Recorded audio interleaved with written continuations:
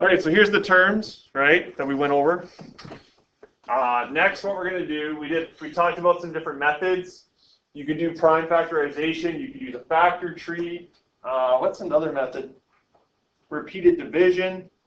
Okay, it's kind of up to you what you want to use. Okay. Wait, what are those factor trees? Yeah. Wait, what was it repeated? Repeated division. Okay. I recommend for some of these using a calculator and just writing them out. With the factor tree, it gets kind of big and messy, right? Because you have a number and you're just kind of splitting it down like we did with 56 becomes 7.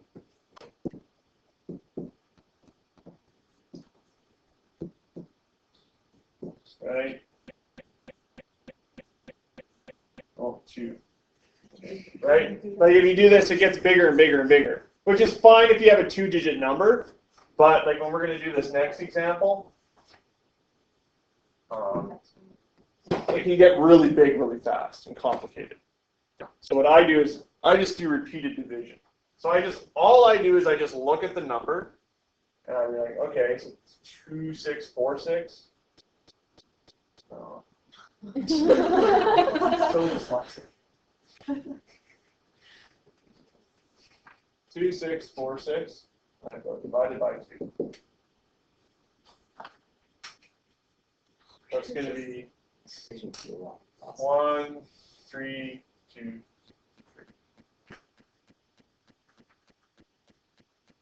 All right, so then there's one factor. Everything I divided by. So then I go 1323. I just better make sure I'm doing this right. Okay, good. So I can see that this ends with a 3. In grade 7, you kind of learn some of those rules about factoring numbers and stuff. Like if it ends with this, try that. Because it ends with a 3, I'm going to try either like a 3 or a 9. I get lucky. I try a 3 and it works. I get 4, 4, 1. So there's another prime factor. Now 4, 4, 1.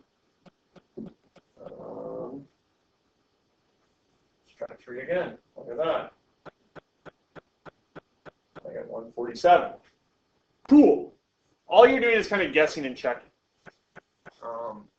Now, you guys know, right, if something ends with a 0, or if it's an even number, if it ends with an even number, it's divisible by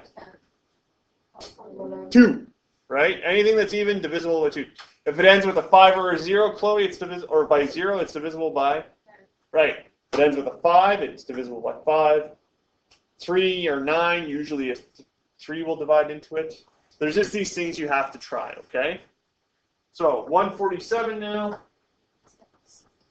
There's a rule for 7 and 8, but it's kind of confusing. Divided by 7. Always stick with prime numbers though. So 2, 3, 7, 5, stuff like that, okay? Because you're doing prime factorization. It's 21. There's another prime factor. Right, I know 21 divided by 3 is. Why just do 7 and then 3? Doesn't matter. You can do either one. Okay? Because I know both of these, 3 and 7 are what? Yes, they're prime. So here are my prime factorization. So not necessarily the lowest number, but like sometimes.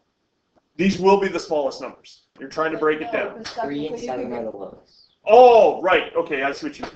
Yeah. This is greater than 3, but they're all still prime. In the end, you just want prime numbers.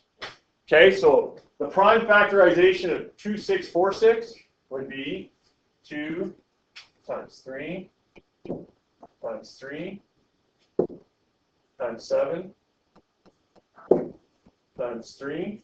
Do you have to put the dot, or can you just put multiply? You can do whatever you want. You can put it in brackets. Like you guys know that, like if you put 2 numbers in brackets, that's multiplication 2, right? Have you guys seen all this before? I don't think they teach the dot thing anymore, do they? Yeah. This is all I learned. Like after like grade 7, you stopped using the X and Why you do just you put have the dot. 6? What do you mean? Oh, I was just showing like the brackets. That's not it. No. You have 6, 2, 3, 3, 7, 3, 7. But there's Six that's is the other way around. That's a 2. No, you have 6 of them. Yeah, what? 1, 2, 3, 4. 4, 5, 6. You put the last one as multiply? Yeah, because it's a prime factor 2. I can't do anything to it.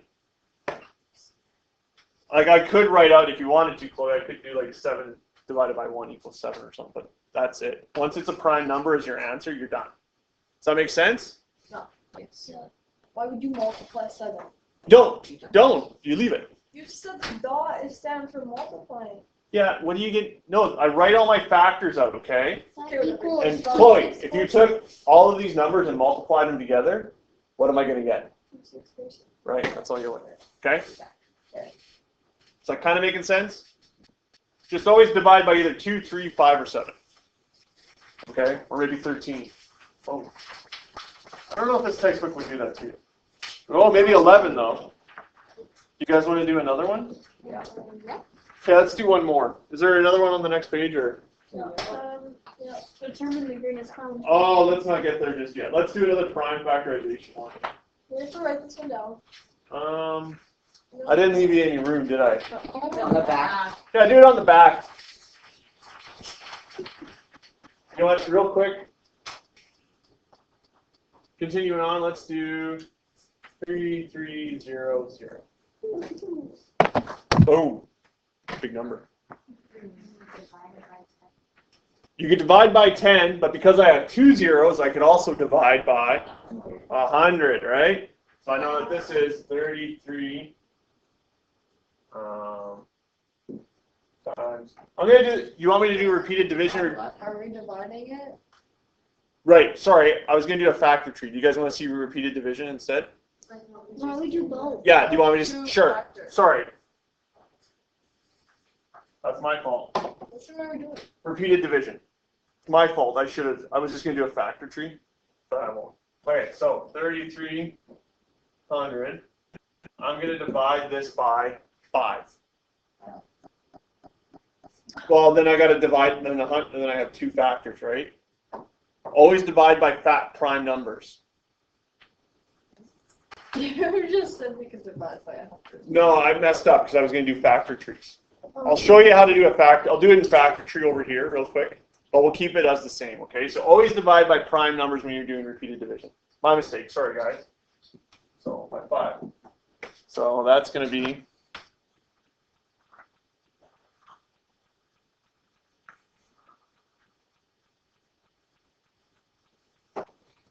660.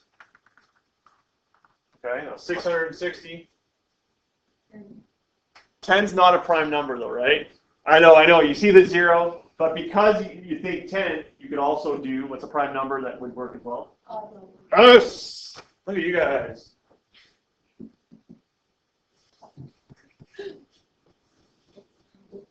All right, so there's 2 of them. 132. That's an even number. I'm dividing by 2. 66. Now, double digits. 11, absolutely.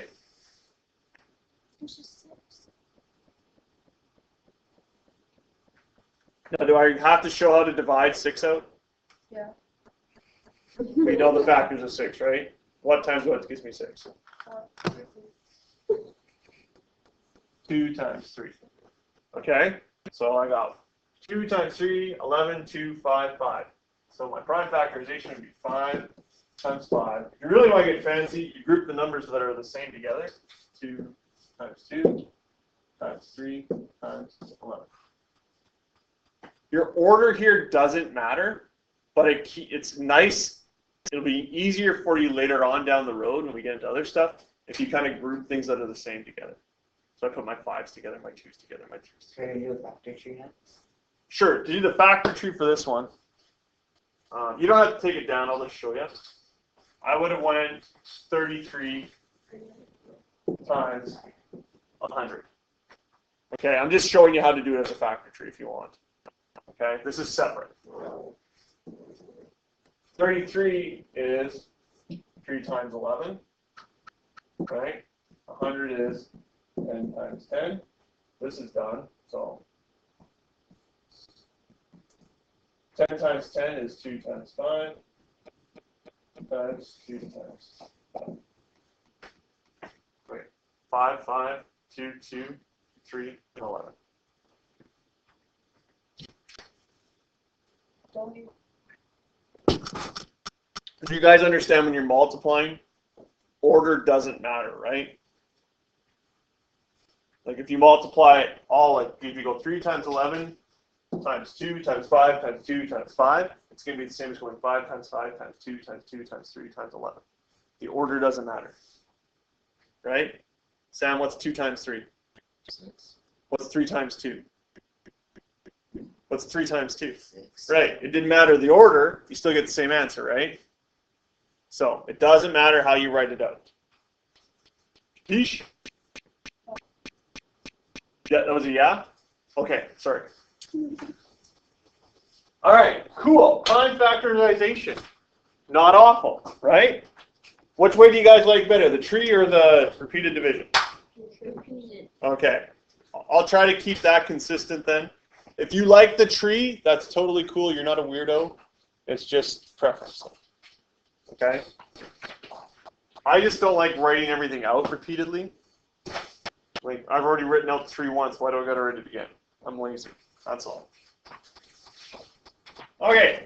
Prime factorization of a number allows us to answer 2 different types of problems. Finding the greatest common factor and finding the least common multiple. Okay? Greatest common factor between 2 numbers. You guys heard of the GCF? Greatest common factor? So you're always going to be comparing 2 numbers. This part right here is P. Your GCF is just the greatest, so it's going to be the biggest number.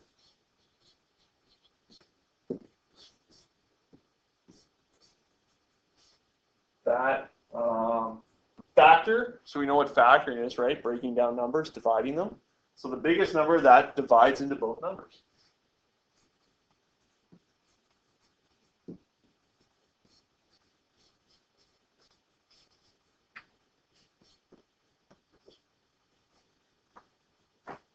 Okay.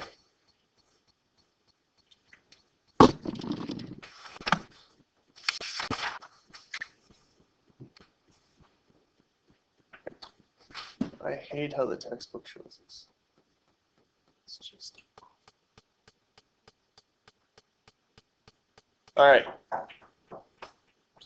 What I like to do for this, ideally down the road, this gets easier and easier and you can do some mental math and figure it out. But what I do is I do prime factorization and then group numbers. Okay? So let's start with prime factorization of both numbers. 126 divided by 2, that's going to be 63. Okay? 63 is, anyone? Say it again, Maddie. It's 7 times 9, right? So I can divide by 7. That's a divide sign. Sam, don't laugh at me. I can see the smirk already. Okay? And then, do I have to show how to factor down 9? No.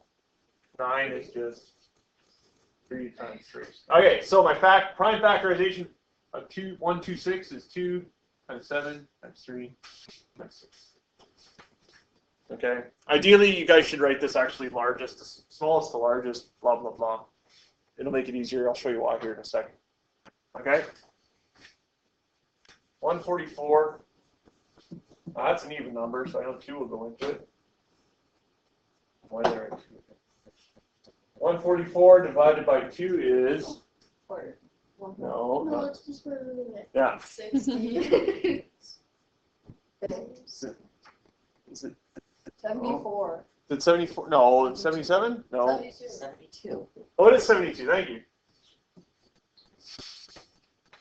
No. No. Oh, you're right. I'm sorry. All right. 72. That's an even number again. 36. Divide 2. Yeah. Let's go 3. You could do 2 as well. It doesn't matter. I'm just changing it up. 36 divided by 3 is 12. Now, if the number gets small enough, you don't need to show all your work. Okay, like 12. I know 12 is 3 times 4. I know 4 is 2 times 2. All right? So don't feel obligated to write everything out if you could see it. Okay, if you want to keep going, that's fine, but I'm also letting you know that you can just skip a couple steps if you want. All right, so here's my prime factorization. I have 2 times 2 times 2 times 2 times 3 times 3. Okay. So now, my greatest common factor, 3. you're close. You guys are close. You're seeing the pattern. You look and see what's the same between them. I have 1, 2, and I have 2 3s. There's 3. Just so my greatest common factor. So I go GCF equals 2 times 3 times 3. 2 times 3 times 3. 3 times 3 is 9. 9 times 2 is? 18. There we go. So my GCF is 18. So that's the largest number that I can divide into both of these guys. Right? Yeah. Yes. Yes. I love it when it works out and I'm right. It doesn't happen all the time. Oh, hey. All right. Am I supposed to be worried now? What's that? Am I supposed to be worried now? No, not at all. Just don't be annoyed when I'm like, oh, that was wrong. We got to go back. Hold on. Because that happens too. Sometimes it happens. Okay, least common multiple. So least, it's pretty much the opposite.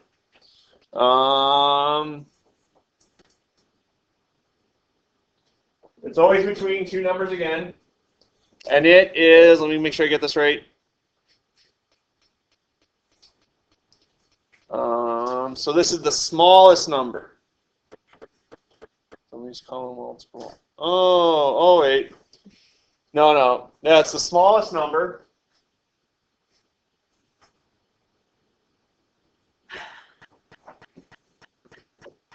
Smallest number that both numbers will divide into.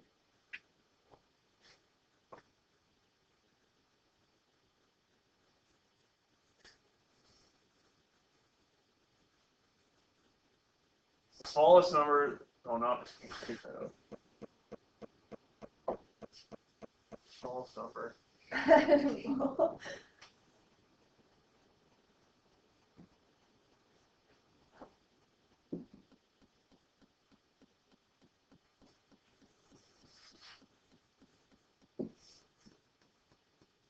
Okay.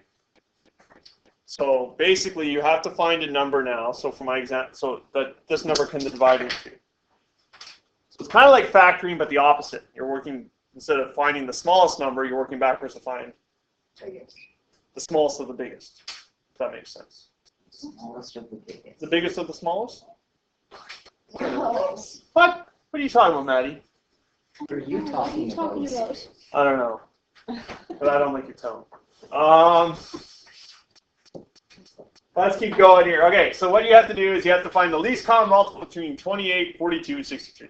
So the smallest or the biggest? Smallest of the biggest. What? I can't make that any more clear. What? You just mean the While you're teaching The lowest say number that smallest will and divide biggest. all of them. We went to school for this. It's fine. Okay, 4. basically, What you need to do is you just have to keep writing out multiples of the number until you can see where they're the same. So multiples of 28. Yeah. 63 isn't it? Could get a decimal. So 28 times 2. Divided by 2. No, multiple. What? Multiple, lowest common multiple. So 28. Smallest number that both numbers can divide into. Just watch. Here, I'll tell you what. Scratch out the 63. We'll make this a little bit easier so we get done a bit quicker. Okay, you're welcome. 28 times 2.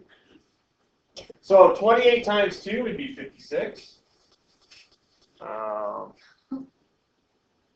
56. 28 times 3 would be 84. I'm just adding 28 each time. All right? These are multiples of 28. 28 times 2, 28 times 3. Oh, I Okay? remember. I don't. 28 times 4. 4, 112. Right. 28 times 5, 140. Okay? Then you do a couple of them. Your calculator does it for you. And then you do it again for 42. Don't worry, we're only spending a little bit of time on And this. then you find the one that's the same. Right. So your definition made this all whole lot confusing. I don't know. Yeah. The app, 84. Yeah. Oh, it is 84. Hey, I was keen to keep going. Thank you, Shannon. It can't be that easy. Yeah, because I took out the 63. Okay, so here. 84 is the lowest common multiple between the two. You make that so. Yeah, No, you're just so But the answer actually isn't that because we took out 63. Well, yeah, I made it easier than I had. Okay, whatever. The smallest number that both numbers can divide into. That's the easy part. When I said the biggest of the small as a joke and ran with it, you guys all got confused. I just, as the adult in the room, I didn't know when to stop. That was my fault. I will own that. But, I know. That's all I got to say. All right, so. Any questions about LCM? You guys want to do another one? No. We can do another one. It's Let's easy, do we another don't need one. to. Okay, you guys understand that? Yeah. Let your calculators do the work. Recognize when you see the same number. I couldn't do that part. Thanks, Shannon. And then walk away. Is that easy? We're just going to keep going after 84. Yeah, I was gonna do it. Well, I was like, I figured out how to do it really quick and easy on my calculator. So I was like, oh yeah, just keep it in there. I could have done that all day. I was in the zone. All right. What do you notice about the answer to the greatest common factor compared to the least common multiple question? Let's check. Don't notice anything. Right. They're just opposite operators. Okay. Your GCF compared to your LCM, they're going to be opposites, basically. I have to go back here. Yeah, that's all you got to do. Don't worry. We're not going to go. I'm not going any more in depth than that. All right. The reason you got to do this is because there actually are quite a few real life situations where you got to break stuff down like this. If you're dealing with money, sometimes you have to find things that'll divide into things equally. You're dealing with quantities, all that sort of stuff. You will need to read the questions carefully to determine if it's a GCF question or an LCM question. As always, a diagram can help you to determine which type of problem it actually is. All right. So what is the side length of the smallest square that can be tiled with rectangles that measure? Use the rectangle. Assume the rectangles cannot be cut. I'll tell you what. We'll stop there for today. Yeah, we'll do the word problems tomorrow. We'll do the word problems on Monday. What? That laugh you did. I was just like, there's no way we're going to get through that. This is like a 5-minute question, and I want to give you guys some work time. I didn't realize it was, yeah, so. Stop laughing at me. On page 140. We're doing it? Yeah. Is this stuff for homework? You Don't better not be. No, please no. don't know, you guys are all laughing at me. It's funny. You were laughing too. 3, 4, 5, 6, and 8. We'll see how you guys work. If you guys are working well, maybe not. If you're being jerks. We always work well. You're a very quiet class. Yeah, you can't complain about that. I don't know. Maybe not this period.